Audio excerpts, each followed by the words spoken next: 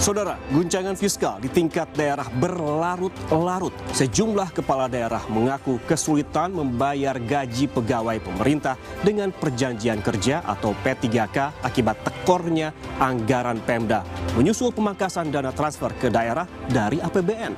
Di Tidore, Kepulauan Maluku Utara, keresahan P3K berujung demonstrasi. P3K dan P3K paruh waktu mengamuk begitu mendengar wacana Pemda akan merumahkan mereka. Penolakan P3K dijawab Wali Kota Tidore dengan wacana yang sama dilematisnya.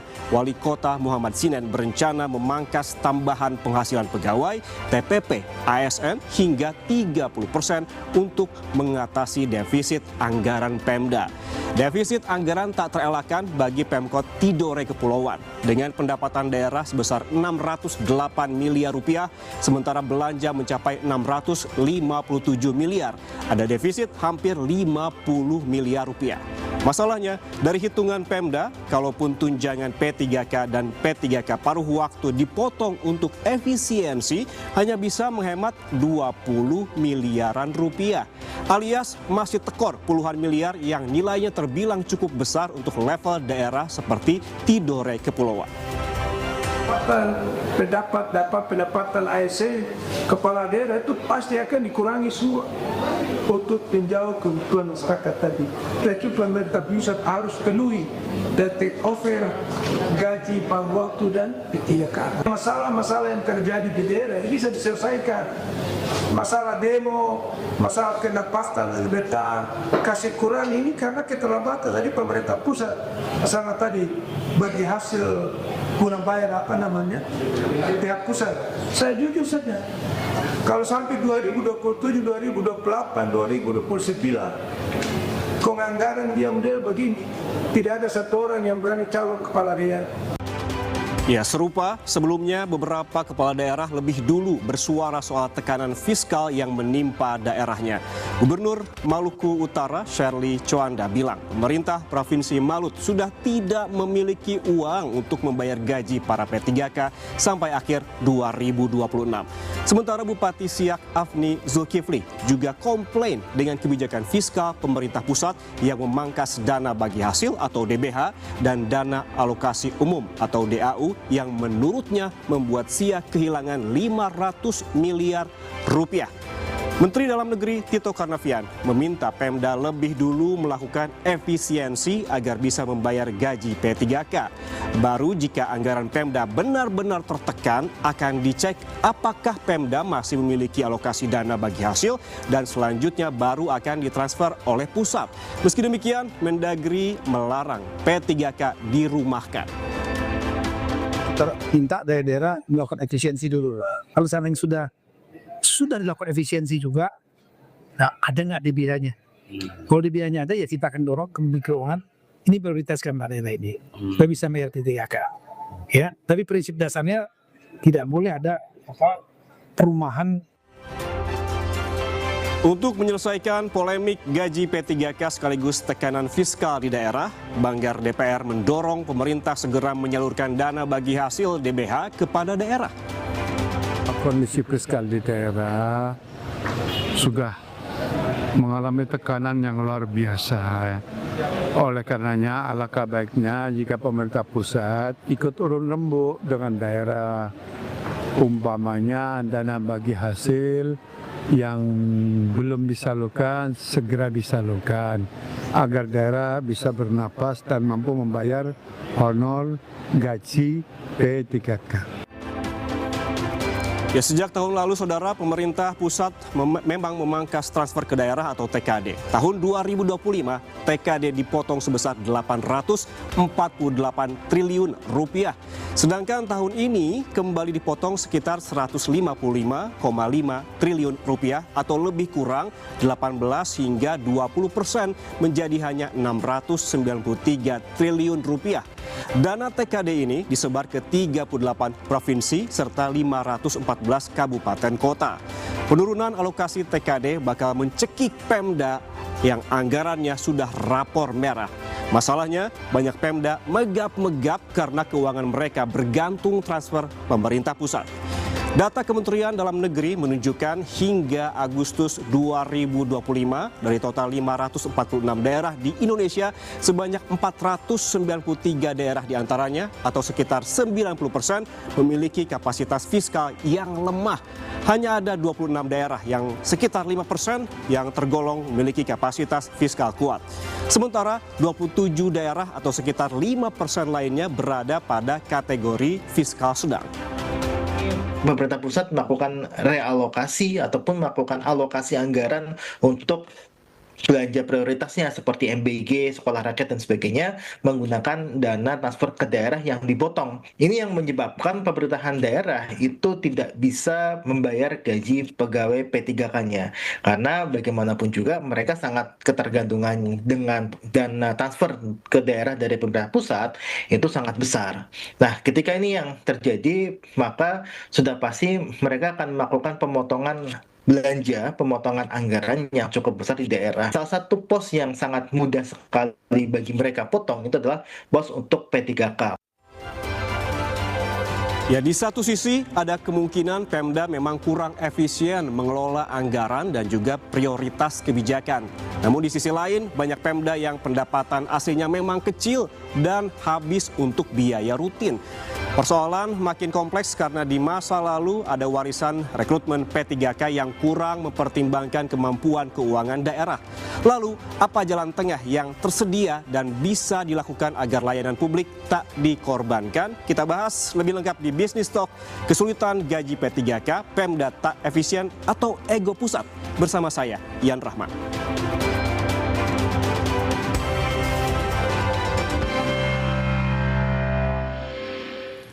Saudara, saya perkenalkan sejumlah narasumber yang telah hadir di studio Kompas TV. Yang paling kiri saya ada Herman N. Suparman, Direktur Eksekutif Komite Pemantauan Pelaksanaan Otonomi Daerah.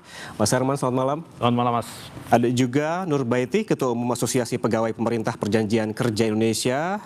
Bu Nur, selamat malam. Selamat malam. Dan saya juga ada narasumber dari sebelah kanan saya. Ada Samsul Asar, wartawan senior Kontan. Selamat malam, Mas Samsul. Selamat malam.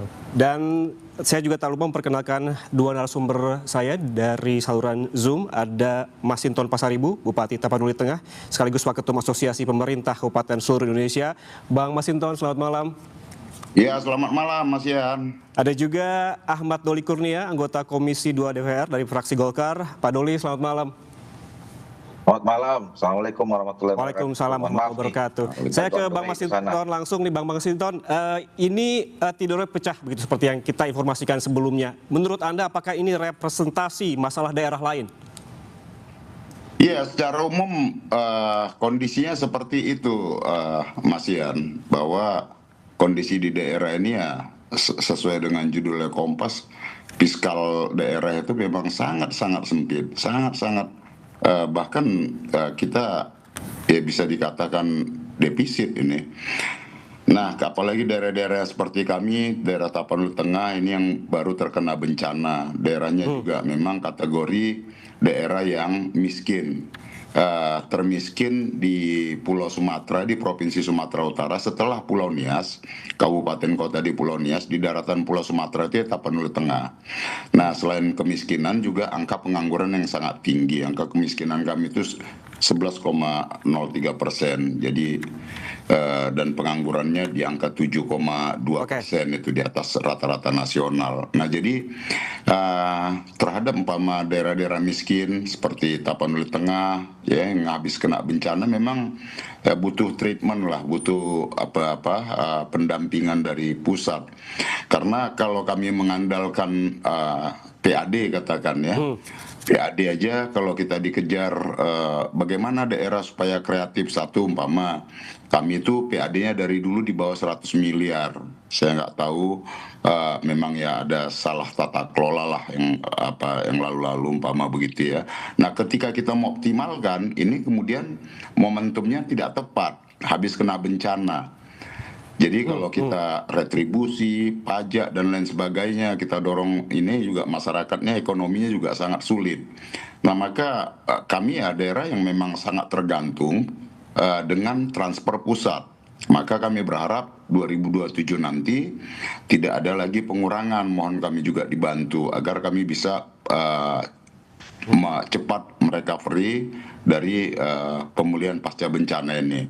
Nah tentu dengan sekarang aja kondisi kami itu belanja pegawai itu aja sudah mencapai di angka 40%. Nah kemarin Mendagri menyampaikan supaya dalam roadmap sampai tahun 2030 nanti bisa berkurang hingga 30%. Nah tentu ini ketika kita melakukan pengurangan itu akan juga berdampak pada belanja lainnya karena infrastruktur itu mandatori 40% diwajibkan infrastruktur tadi itu. Nah jadi dengan beban belanja pegawai di 40% aja ditambah 40 lagi udah 80, belum lagi mandatory spending lainnya. Jadi praktis kami daerah seperti Tapanuli Tengah maupun daerah kabupaten kota lainnya ya yang pendapatan asli daerahnya sangat kecil, ya tentu ini harus menjadi concern pemerintah pusat agar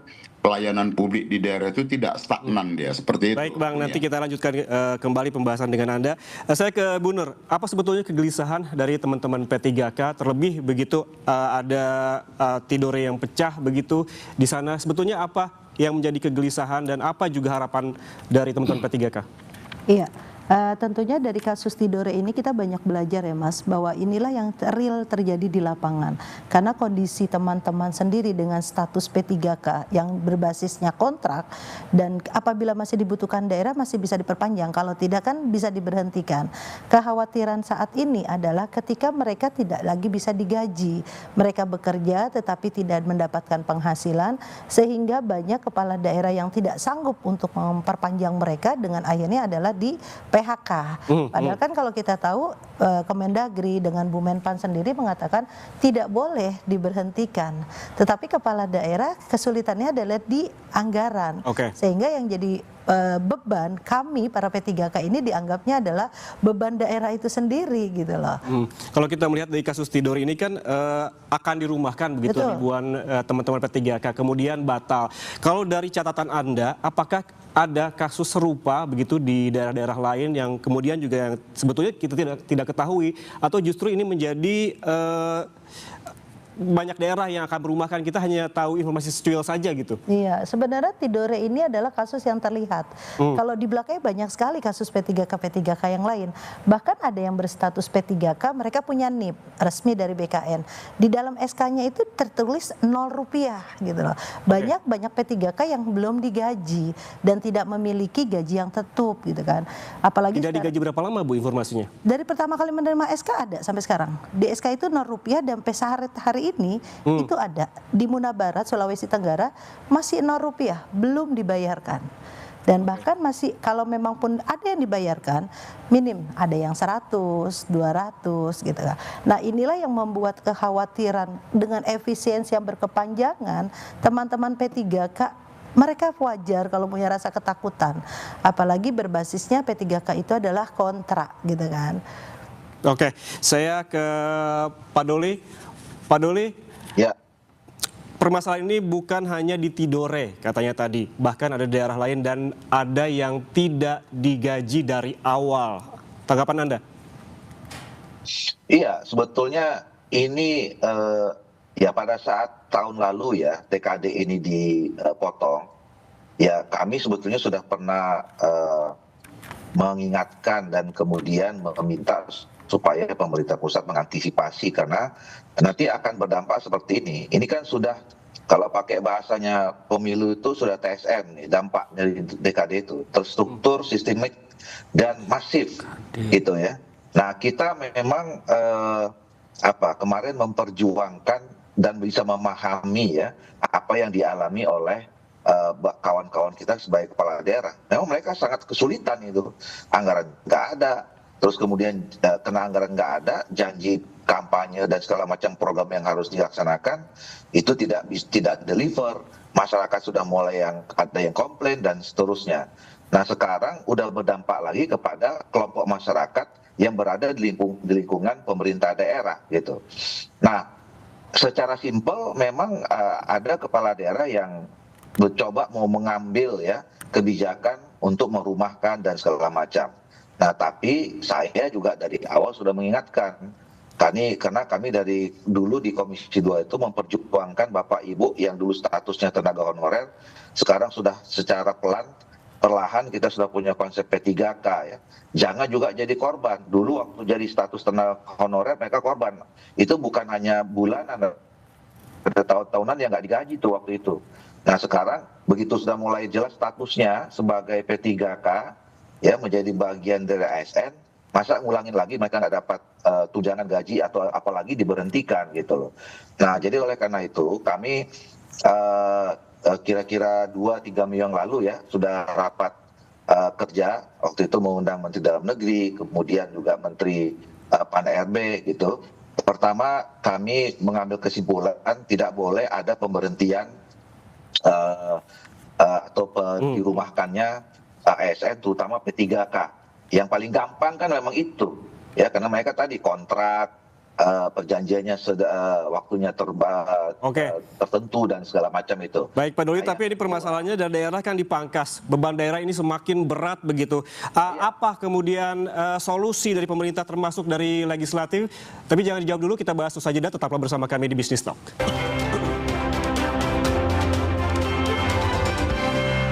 Ke Pak Herman, ini Pemda kan diminta untuk tidak merumahkan P3K, tapi di sisi lain Pemda juga teriak begitu tidak bisa menggaji P3K. Ini akar masalahnya menurut Anda di mana? Apakah Pemda yang tidak kreatif atau justru masalahnya di pusat?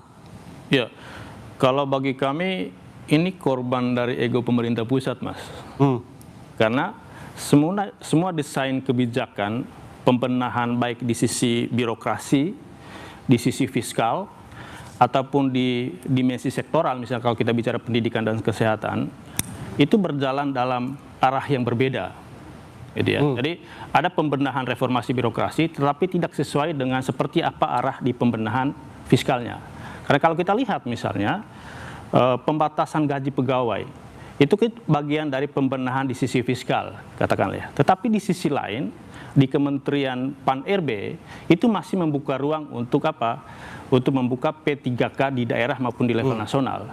Yang bagi kami ini satu logika yang bertabrakan antara reformasi birokrasi dengan reformasi fiskal di daerah. Yang menjadi korban adalah daerah-daerah yang kapasitas fiskalnya rendah. Dan bagi kami ini sudah terprediksi sejak tahun lalu ketika pemerintah pusat itu membaca nota keuangan dan juga RUU APBN 2026 yang melakukan pemangkasan yang sangat signifikan dari APBN 2025 ke APBN 2026. Dan bagi daerah-daerah yang Kemendagri sebetulnya sudah paham betul gitu ya. 90% dari 546 kabupaten kota dan provinsi itu kapasitas fiskalnya rendah. Artinya mereka itu bersandar sepenuhnya pada transfer ke daerah. Ketika transfer ke daerahnya dipotong, gitu ya, mereka itu akhirnya berdarah-darah untuk melakukan efisiensi. Kalau mau jujur, Bang Masinton, itu sebetulnya 1,5 tahun ini Bang Masinton ini berdarah-darah untuk melakukan efisiensi. Sampai titik ini, gitu ya. Dan efisiensi atau rasionalisasi di pegawai itu sebetulnya langkah akhir. Kenapa langkah akhir? Karena ini cukup berisiko secara politik, terutama untuk kepala daerah. Tetapi kalau kita bedah satu persatu, mulai dari dana alokasi umum, dana bagi hasil, yang juga tak kunjung dibayarkan oleh pemerintah pusat, atau DAK fisik yang turunnya sangat signifikan, akhirnya para kepala daerah, teman-temannya Bang Masinton itu, akhirnya berhadapan dengan posisi yang sangat dilematis. Kalau mau menjalankan roda pembangunan itu tetap jalan, dia harus mengabaikan atau meminggirkan belanja pegawai. Tetapi kalau dia mengutamakan belanja pegawai, artinya pembangunannya itu nggak jalan. Itu situasi yang dialami oleh daerah-daerah yang hari ini kapasitas fiskalnya rendah. Dan itu adalah mayoritas provinsi dan kabupaten kota di Indonesia. Pak Doli, disebutkan tadi bahwa Pemda jadi korban ego pusat begitu. Pertanyaannya adalah di mana fungsi anggaran daerah ini, DPR ini kemana? Saya lanjutkan ya. Jadi kemarin itu kita ngambil kesimpulan ada halo? Ya, silakan Pak Doli. Halo.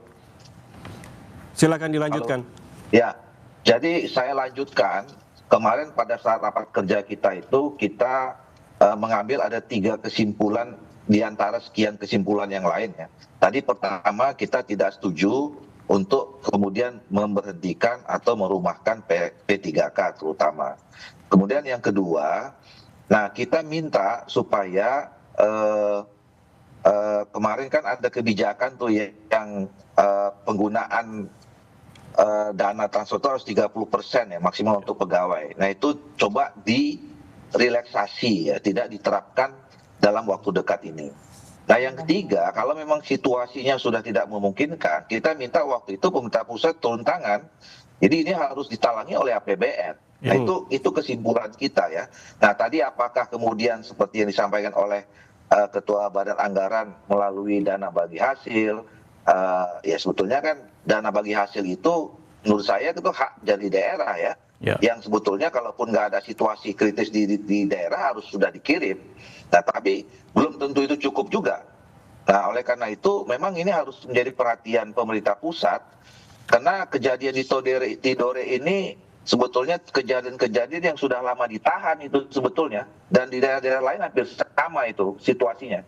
Saya berapa kali didatangi ya oleh kepala daerah dan juga oleh asosiasi-asosiasi temunya Bu Nur Bahayati ini, mereka udah bilang itu ya kami ini udah nggak kuat lagi katanya. Jadi saya khawatir kalau tidak cepat ditangani itu kejadian yang ada di Tidore itu bisa merebak ke seluruh Indonesia itu nanti gitu.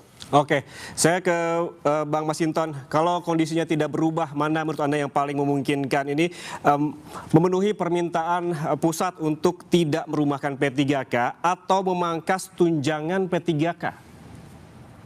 Iya, tentu kita dilema sekali lah. Artinya apa? Kita kan selama ini juga mau membendung gitu ya, menahan untuk tidak terjadi gejolak apa di daerah gitu ya. Pama seperti yang di Tidore tadi mengambil langkah seperti itu. Menurut saya juga kami ya karena menahan aja sebenarnya, apalagi kayak kami lah, umpama daerah yang terdampak bencana dari 3 provinsi, Sumatera Utara, Aceh, Sumatera Barat umpama. Ini kan dilema sekali Mas Ian, karena Abang tadi bilang saat ini kondisinya menahan saja. Ini bisa sampai kapan? Ya itu dia. Artinya bahwa ini ada situasi yang menurut saya kondisinya secara nasional ya, apalagi daerah-daerah tadi yang fiskal lemahnya itu ada 90%-an. Nah menurut saya pemerintah pusat ya harus benar-benar memikirkan ini dan serius untuk mengajak kepala-kepala daerah untuk membahas ini. Bagaimana kita sharing sama-sama, bagaimana mengatasi persoalannya. Kalau dibebankan ke daerah, ya, kemudian anggarannya juga dipangkas, ya, TKD-nya dikurangin, kemudian dana bagi hasilnya juga tersendat-sendat. Nah, kemudian juga kabupaten kota itu beberapa kewenangan lainnya juga terkait retribusi pendapatan asli yang menopang pendapatan asli daerahnya. Itu juga ada beberapa undang-undang yang memang memiliki implikasi terhadap kabupaten kota. Pak itu seperti tambang apa segala macam galian C itu semua nggak lagi di kabupaten, nggak lagi di daerah tingkat 2. Kemudian di wilayah laut, nah seperti kami cuma menonton aja wilayah laut itu, ikannya nggak masuk ke kami itu, retribusi dan lain sebagainya. Nah jadi daerah disuruh kreatif, kabupaten kota disuruh kreatif, sementara kewenangannya untuk memungut apa segala macam itu juga sudah ditarik, ada yang ke provinsi, ada yang ke pusat. Nah jadi memang ini benar-benar daerah itu sangat tercekik lah kira-kira begitu. Jadi terkait dengan belanja pegawai tadi, meskipun tadi ada relaksasi sampai 2030 roadmap-nya tadi itu untuk mencapai 30% belanja pegawai tadi. Tapi itu pun terhadap daerah-daerah yang pendapatan asli daerahnya minim, ya itu juga sangat sulit. Nah kemudian kita merumahkan, ini kan langkah yang menurut saya juga sangat-sangat sulit sekali bagi kami. Oke. Nah jadi mempertahankannya mau nggak mau umpama gajinya kita kurangin. Nah katakan kalau seperti di daerah kami itu gaji P3K itu ya berkisar 1,5 juta, jauh di bawah UMP dan UMR-nya, dan tentu apakah itu cukup? Jauh dari kata cukup itu. Nah tapi ketimbang kami melakukan merumahkan mereka, itu juga sangat tidak tepat gitu. Nah, jadi menurut kami ya, ini perlu, situasi ini bukan situasi yang biasa menurut saya. Pelajaran tahun 2026 ini menurut saya juga udah 2027 ini nanti biar kita tata lah sama-sama tuh pemerintah pusat, kita ayo nih bagaimana cara mengatasinya agar daerah tidak tersendat-sendat, tidak ibarat kami ini kepala daerahnya ya seperti udah tercekik aja di leher ini ketika kita mau jadi pilihan dilematis begitu ya Bang Masinton, tetap nggak ketemu dia. Saya ke Mas Samsul. Mas Samsul, ini fiskal daerah kan megap-megap terbukti di kasus Tidore gitu. Ini Pemda yang tidak kreatif meningkatkan PAD atau pusat yang harus melebarkan TKD, jangan lagi dipotong gitu. Sebenarnya kalau melihat permasalahan itu dari awal, kita diskusi yang lalu, itu sebenarnya masalahnya jelas. Permasalahan PHK atau beban pembayaran gaji P3K ini kan berasal dari sumber utamanya adalah pemerintah pusat yang tidak mau mengerem diri dengan program prioritasnya sehingga butuh dana besar. Akibatnya TKD yang semestinya tidak akan ada masalah ini kalau TKD nggak pernah dipotong ataupun DPH-nya tidak ditahan, karena TKD ini kan sudah dirancang, jumlah ASN-nya juga penambahannya juga terencana dengan baik. Artinya tidak serta-merta tengah tahun nggak bisa dibayar yang seperti ini, tidak mesti terjadi yang seperti itu. Itu memang solusi jangka pendek ya, semoga tadi keluhan Pak Bupati Masinton tadi segera didengar dan tidak ada lagi pemotongan-pemotongan sejenis untuk tahun depan, dan anggaran-anggaran yang semestinya jadi hak daerah itu tidak terganggu pencairannya ke depan. Tapi itu solusi jangka pendek. Tapi jangka panjang memang Pak Masinton dan bupati yang di daerah-daerah yang memang minim itu harus menyesuaikan diri dengan apa sebenarnya kebutuhan ASN ataupun P3K-nya, itu harus benar-benar yang diaudit dan kompeten. Ya. Ibu Nur, apakah Anda sepakat bahwa jika TKD tidak dipotong maka tidak akan ada kesulitan bayar gaji P3K? Pada prinsipnya ya bisa seperti itu Mas. Seperti kan P3K ini kan bukan tahun ini saja ya. Tahun-tahun sebelumnya P3K juga sudah ada, dan penggajiannya pun sudah terrealisasi di bantuan dari pusat kepada daerah.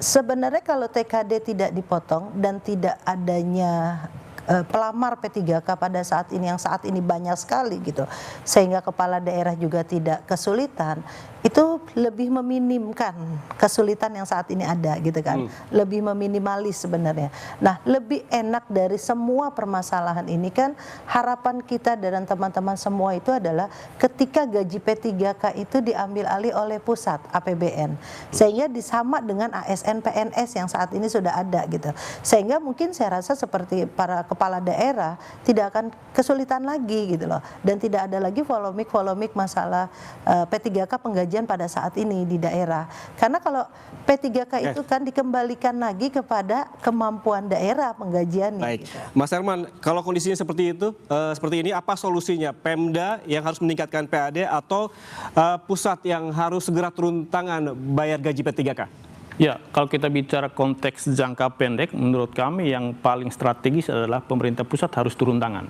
Karena ini kita bicara nasib P3K yang ada di daerah, terutama daerah-daerah yang kapasitas fiskalnya rendah. Tapi kalau bicara jangka menengah dan panjang, itu adalah buah dari kerjasama antara pusat dan daerah. Karena kalau kita bicara pelaksanaan otonomi daerah dan juga desentralisasi, itu hasil dari hubungan pusat dan daerah. Soal penataan kewenangan, soal hubungan keuangan, dan juga soal hubungan pembinaan pengawasan. Tapi untuk jangka pendek kami sebetulnya mendorong melalui Undang-Undang APBN, sebetulnya APBN perubahan, TKD itu masih direlaksasi, terutama untuk APBN 2026. Tapi untuk jangka panjang dan juga jangka menengah, benar apa yang disampaikan oleh pemerintah pusat bahwa ini juga jadi catatan besar bagi pemerintah daerah, terutama yang masih mengandalkan transfer ke daerah. Hari-hari ini seperti yang kita tahu, seperti yang tadi disampaikan, 90% itu masih mengandalkan transfer ke daerah. Tentu ini jadi pelajaran penting untuk teman-temannya Bang Masinton nih. Bagaimana untuk melakukan inovasi atau kreasi untuk meningkatkan pendapatan asli daerah. Baik dari pajak daerah dan juga retribusi daerah, maupun pendanaan-pendanaan non-APBD, gitu ya, pembiayaan-pembiayaan alternatif. Tapi buahnya bagi kami itu adalah jangka menengah, 2-3 tahun ke depan atau 10 tahun ke depan. Tapi kalau mau menyelesaikan masalah yang sekarang ada di depan mata. Baik, kami intervensi pusat itu yang mesti di. Oke, saya ke Pak Doli. Anda yang berkomunikasi dengan eksekutif, apakah pemerintah pusat mau bayar gaji P3K? Apakah ada komunikasi demikian? Namun jangan jawab dulu. Kita bahas usai jeda. Tetap bersama kami di Business Talk.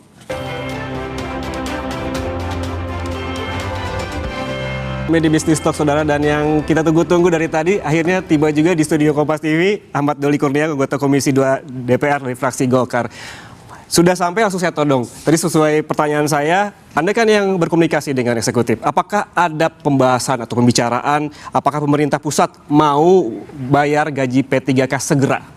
Ya, sebenarnya kan kami di Komisi 2 tentu menyampaikan ini kepada mitra kerja kami. Nah, itu Menteri Dalam Negeri dan Menteri Pan-RB. Nah, kita berharap sebetulnya situasi ini bisa juga dilihat, dipahami oleh seluruh di dalam pemerintahan itu. Jadi sudah harus ada pembicaraan nih antara Menteri Dalam Negeri, Menteri Pan-RB dengan Menteri Keuangan. Karena kan pada akhirnya kalau kita sampaikan ke Menteri Dalam Negeri, Pan-RB, terus disampaikan Menteri Keuangannya juga nggak terus bergeming gitu, nggak, ini ya percuma juga. Makanya saya berapa kali sebetulnya menyarankan juga ini ya, kan ada Pak Masinton, gubernur-gubernur dan kemudian kepala daerah ini menurut saya kan ada asosiasinya. Ya sudah langsung aja berkoordinasi dan ketemu dengan Pak Presiden menurut saya. Ya, karena ini situasinya kan semakin lama kan semakin ya semakin tidak menentu ini. Ya apalagi kejadian dengan Tidore ini kan kita khawatir. Karena itu selama ini kayak api dalam sekam aja itu yang Tidore ini.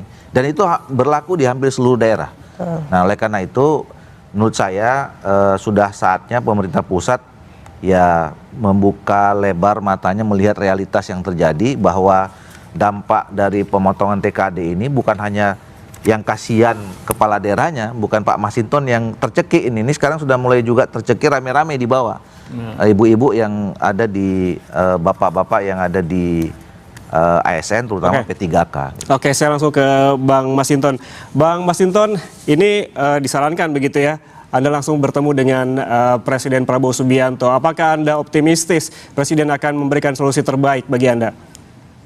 Ya, kami memang di APKASI, Asosiasi Pemerintah Kabupaten Seluruh Indonesia, itu memang sudah berencana, berniat untuk menyurati Presiden agar ada waktu untuk kami bisa audiensi dan menyampaikan persoalan di daerah-daerah seperti itu. Nah, tentu tadi apa yang disampaikan Pak Doli sudah ada dalam mapa kami dan perencanaan kami di APKASI, dan akan kami segera tindak lanjuti nantinya.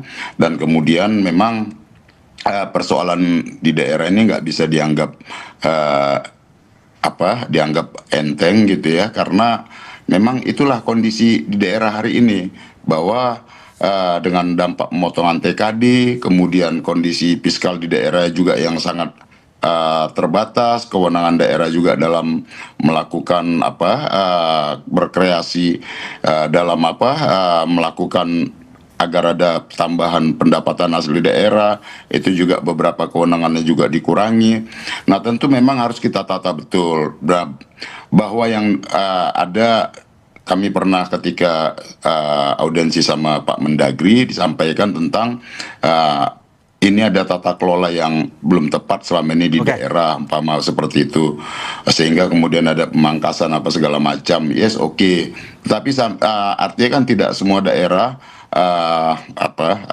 berangkat dari evaluasi pemerintah pusat selama ini. Tentu memang ini harus duduk bareng dan ditata bareng lah. Ditata bareng, apalagi ini situasi yang benar-benar tadi bukan hanya kepala daerahnya, tapi juga masyarakatnya, kemudian pegawai yang selalu cemas tadi itu, nggak ada kepastian juga. Meskipun mereka dengan status pegawai pemerintah dengan perjanjian kerja, tapi kan mereka juga berharap ada kepastian. Nah, kemudian menyangkut tentang kesejahteraan mereka. Nah, kalau semuanya dibebankan ke daerah saja dengan kapasitas fiskal daerah yang sebagian besar 90% tadi kondisinya lemah, ini kan juga tidak tepat menurut saya gitu ya. Jadi memang harus duduk bareng bersama lah, itu baik DPR RI, Komisi 2, Badan Anggaran, kemudian pemerintah, menteri yang ditunjuk oleh presiden nanti, Mendagri, Menteri Pan-RB dan juga Menteri Keuangan. Harus duduk bareng begitu ya, banyak pihak, tidak satu pihak saja, harus ada komunikasi begitu antara satu sama lain. Kemudian saya ke Mas Samsul, ini faktanya kan 90% Pemda berfiskal lemah, 10%-nya sedang dan kuat. Masih disuruh juga ini efisien. Apa yang bisa dilakukan oleh Pemda? Pemda kalau yang disebut Pak Masinton tadi, berkreasi sudah susah karena sudah diikat. Ibarat kata DAU, DAK, bahkan dana desa pun peruntukannya sebagian besar sudah dialokasikan, ditentukan oleh pusat. Harus sekian persen untuk misalkan dari infrastruktur, untuk pendidikan. Artinya ruang geraknya tidak ada. Dan lagi pos-pos yang potensial sebenarnya ini bagusnya dikelola atau dipungut pemajakannya ataupun pungutannya itu oleh kabupaten atau kota setempat, itu sudah dilakukan, dipungut oleh pusat maupun dipungut oleh pemerintah provinsi. Artinya memang ruang geraknya itu dibatasi, tapi bebannya ditambah ke Pak Masinton dan kawan-kawan tentu. Itu balik lagi, tapi jangka panjang memang tidak menutup kemungkinan, tidak menutup mata kita. Sebagian besar potensi memang namanya P3K itu tidak semuanya memang profesional yang dibutuhkan. Nah, mumpung waktu yang bersih-bersih ini, sebaiknya lah nanti kebutuhan diaudit. Kebutuhan sesungguhnya Pemda itu untuk P3K itu apa, sektor apa, misalkan profesi apa yang dibutuhkan benar. Dan itulah yang diprioritaskan. Kalau memang tidak diprioritaskan, ya mungkin harus ada wacana yang tidak populis tadi ya. Bukan dirumahkan, bukan apa, dikasih pesangon yang layak untuk mereka bikin usaha sendiri misalnya. Tidak harus jadi ASN. Termasuk itu tadi tim sukses kan kita tidak menutup mata itu masuknya ke kelompok-kelompok seperti ini. Mas Herman, ini kan catatan Anda terkait dengan tekanan fiskal terhadap yang mayoritas. Jika tak ada intervensi, ini apakah berpotensi mengganggu layanan publik dan juga menimbulkan gejolak sosial atau bahkan sebetulnya sudah terjadi? Ya, itu kami sudah prediksi sejak tahun lalu sebetulnya, karena posisi dilematis yang dialami oleh Bang Masinton dan kawan-kawan itu mau mengutamakan belanja pelayanan publik dan pembangunan atau belanja pegawai itu sudah terjadi sebetulnya. Dan untuk kepentingan politik kita harus akui dia pasti mengutamakan belanja pegawai, gitu ya. Dan hari ini kami lihat, gitu ya, kami coba mensimulasi di beberapa daerah yang kapasitas fiskalnya rendah.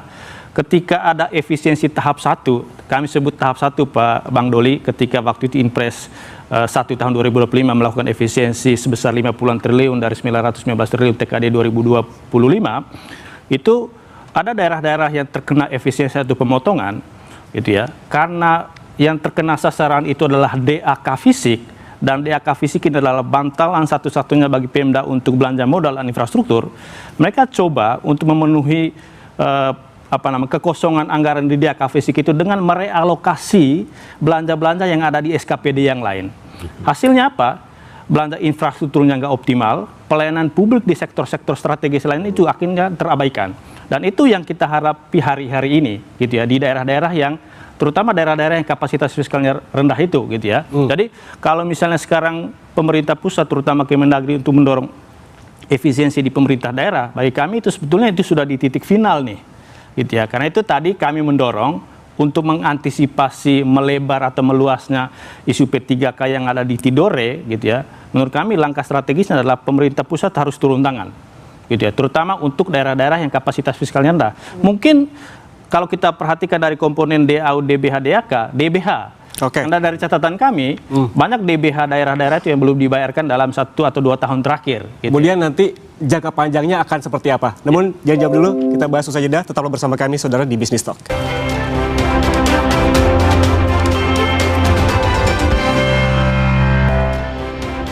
Anda masih bersama kami di Business Talk, saudara. Saya ke Mas Herman. Tadi Anda sempat menjelaskan soal DBH, itu akan seperti apa, dan juga tadi soal jangka panjangnya akan seperti apa menurut Anda? Ya, kalau kita bicara DBH, sepakat dengan Bang Masinton tadi soal DBH itu adalah hak pemerintah daerah, karena DBH itu komponen penting di dalam perhitungan kapasitas fiskal daerah. Jadi PAD ditambah DBH itu adalah kapasitas fiskal daerah. Dan secara filosofis, DBH itu menjaga keseimbangan fiskal pusat dan daerah. Jadi ketika itu dipotong bahkan nggak dibayarkan, itu mengganggu keseimbangan fiskal itu dan memotong hak daerah. Itu yang pertama. Kemudian yang kedua, kalau kita bicara lebih ke hulu ya, dari catatan kami, Bang Doli, sebetulnya kalau kita lihat formula DAU, formula DBH ataupun DAK, itu sebetulnya meskipun konsepnya itu menjaga keseimbangan antar daerah dan juga antara pusat dan daerah, tapi formula yang terkait itu justru menimbulkan gap. Antara daerah-daerah penghasil dengan non-penghasil, antara daerah di Jawa dengan di luar Jawa, antara daerah-daerah yang punya keunggulan di sektor jasa dan perdagangan. Sehingga kalau misalnya desain HKPD-nya itu masih seperti sekarang, bagi kami itu akan terjadi gap gitu ya, sampai kapanpun. Dan persoalan kapasitas fiskal yang besar antara daerah-daerah yang punya keunggulan di sektor jasa dan perdagangan dengan daerah yang non keunggulan di sektor perdagangan itu pasti akan selalu terjadi gitu ya. Karena itu menurut kami juga mendorong kepada Komisi 2 misalnya atau Komisi 11 yang terkait dengan hubungan keuangan pusat dan daerah itu untuk kita coba melihat kembali seperti apa desain transfer ke daerah yang ada di dalam Undang-Undang HKPD. Itu untuk level pemerintah pusat. Untuk pemerintah daerah menurut kami memang perlu berpikir jangka menengah dan panjang gitu ya untuk berkreasi meningkatkan PAD tidak hanya dari pajak daerah dan juga retribusi daerah, tapi juga dari pembiayaan alternatif. Undang-Undang HKP itu juga memberi ruang itu. Baik. Bu Nur, harapan teman-teman P3K seperti apa? Baik jangka pendek, menengah, dan juga jangka panjang agar tidak menimbulkan kegelisahan. Yang pertama, harapan teman-teman ini pemerintah sudah tidak lagi mengpengkotakan jenis kepegawaiannya gitu kan. Memang kita tahu di Undang-Undang ASN itu kan ada dua, ada PNS dengan P3K. Tetapi dalam undang-undang hak dan kewajibannya disamain nih dengan para PNS. Tetapi real di lapangan mereka masih dikotak-kotakan. Dan ditambah lagi dengan P3K ada status P3K penuh dengan P3K paruh waktu. Nah, harapan kami ke depan sudah seperti yang diinginkan sesuai dengan kesepakatan di Komisi 2 pada tanggal 8 Juli kemarin bahwa anggaran untuk P3K ini akan diambil alih oleh APBN atau pemerintah pusat. Tetapi jangan meninggalkan PR lagi gitu loh. Kalau memang mau diambilkan anggarannya kepada APBN semuanya gitu loh, baik guru, kesehatan maupun tenaga teknis lainnya. Karena kan memang sektor yang bekerja di instansi pemerintah saat ini seperti kayak di kantor-kantor kelurahan, di kantor-kantor yang lain, itu banyak tenaga-tenaga teknis kita juga gitu. Harapannya ya tidak ada lagi dilema teman-teman yang berbasis ingin dirumahkan atau PHK gitu. Karena P3K paruh waktu itu kan pada saat Pak Doli juga menjabat di Komisi 2 itu kan hanya menyelamatkan ya Pak, tidak ada PHK. Nah, ketika mereka berstatus sudah menjadi P3K, kenapa wacana dirumahkan itu lebih sekarang lebih santer gitu loh. Semangatnya Komisi 2 meminta kepada pemerintah pusat ini kan tidak dirumahkan. Bahkan PR-nya saat ini masih banyak ya Pak yang teman-teman statusnya honorer. Mereka masuk dalam database BKN. Itu tidak diangkat menjadi P3K, baik penuh waktu maupun paruh waktu. Karena pada saat itu alasannya tidak ada anggaran. Tetapi yang baru masuk, karena tadi banyaknya kedekatan-kedekatan, justru diutamakan. Nah inilah yang harus pemerintah benar-benar lihat bahwa mereka ada bekerja dan status kepegawaiannya tadi bilang, mereka statusnya elit, penghasilannya sulit. Saya ke Pak Doli untuk menjawab keresahannya. Apakah menurut Anda ini akan diambil penuh oleh pemerintah pusat atau sebetulnya ada opsi lain? Saya mau jelasin dua hal. Pertama soal P3K ya. Jadi masalah bapak-bapak dan ibu-ibu P3K ini sudah berlapis-lapis dan cukup lama. Mulai dari status mereka di tenaga honorer. Nah, waktu itu masalah itu kita cari solusinya adalah dengan adanya P3K yang kemudian kita bagi sementara ini. Jadi kayak P3K paruh waktu itu sebenarnya semacam terminal saja. Yang semuanya nanti akan ini. Nah, sekarang sudah masuk ke P3 penuh waktu, dihadapkan dengan masalah yang seperti ini. Nah, jadi kalau mau fair-fairan sebetulnya kita harus konsisten. Ini keputusan dalam undang-undang antara pemerintah dengan DPR. Jadi nggak boleh nih kita mengorbankan ya Bapak Ibu P3K karena memang menghadapi kesulitan fiskal terutama di daerah. Nah, oleh karena itu jawabannya sekali lagi seperti kesimpulan kemarin di tanggal 8 Juli itu kita minta supaya pemerintah pusat mengambil alih ini ya APBN harus turun tangan menangani masalah setidaknya P3K dalam waktu jangka pendek. Nah, berkaitan dengan soal bagaimana ke depan ini ya soal fiskal daerah ini. Saya kira kita bisa memahami, saya waktu itu memahami pemerintah pusat mungkin ya menginginkan supaya memang konsep otonomi daerah kita ini makin lama membuat setiap daerah semakin mandiri, terutama secara fiskal ya. Niat itu, ide itu bagus. Cuma persoalannya adalah kenapa tanpa persiapan, tanpa preparing, tiba-tiba harus kayak gini. Nah, sebetulnya memang betul pada akhirnya kepala daerah ini ke depan supaya mandiri diminta untuk inovatif dan punya kreativitas gitu. Dan saya kira dengan situasi ini mereka sudah dapat pengalaman itu. Saya kira mereka sudah tambah inovatif dan tambah kreatif gitu. Nah, tapi memang juga harus kembali soal fair. Dalam waktu menengah ke depan, jadi tadi soal pengatasan itu saya kira TKD-nya harus ya kalau bisa jangan ada pemotongan lagi gitu ya. Usul P3K terus diturun tangan soal itu. Baik. Nah, gini, yang penting ini ke depan ini soal otonomi daerah ini harus juga di-clear-kan. Ya, tadi Pak Nisyanto menyebutkan ya, ada beberapa kewenangan yang tadinya di awal kita menyusun konsep otonomi daerah itu sudah mulai ditarik. Baik. Itu harus dikembalikan lagi. Yang kedua, Undang-Undang Hubungan Keuangan Pusat Daerah itu juga harus kemudian ditata ulang menurut saya ya, sehingga clear tadi soal DAK, DAU, DBH dan seterusnya. Oke, Bang Masinton, Pemda dituntut untuk kreatif begitu. Apakah Anda ke depan akan gimana? Apakah merasa terbatas dengan tuntutan untuk kreatif ini? Iya, sangat setuju. Untuk jangka menengah panjang itu memang daerah itu harus dituntut agar lebih kreatif. Artinya apa? Sumber-sumber potensi pendapatan daerah itu memang harus ditingkatkan. Kemudian sisi belanja, bagaimana kualitas belanja daerah itu juga harus diperbaiki. Kemudian itu juga efisiensi dan efektivitas dalam penggunaan anggaran itu tadi harus memiliki dampak dan manfaat buat masyarakat di daerah tersebut. Nah, tentu dalam skema menengah panjangnya memang itu harus dirancang bersama dalam rangka memperkuat semangat otonomi daerah tadi. Sehingga daerah-daerah kabupaten kota itu benar-benar menjadi basis pertumbuhan dalam wilayah NKRI kita. Nah, tentu namun kita ini kan konsepnya NKRI, Pak. Baik.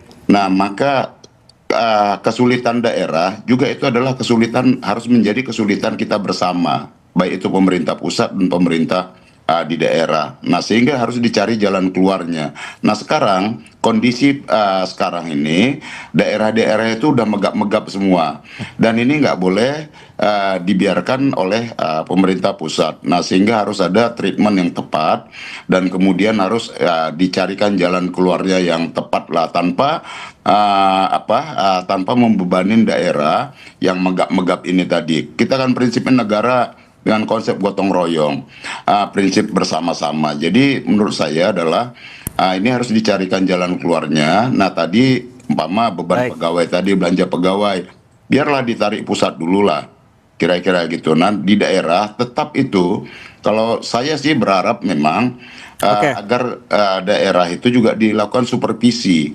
Tidak perlu mana belanjanya yang tidak. Baik, terima kasih Bang Masinton, kita tangkap maksud Anda. Kita harus akhiri Bisnis Talk kali ini. Terima kasih Bapak dan juga Ibu yang telah hadir di Studio Kompas TV, dan juga saya berterima kasih kepada Bang Masinton yang melalui saluran Zoom. Terima kasih, demikian saya akhiri Bisnis Talk hari ini. Saya Yan Rahman pamit undur diri, sampai jumpa.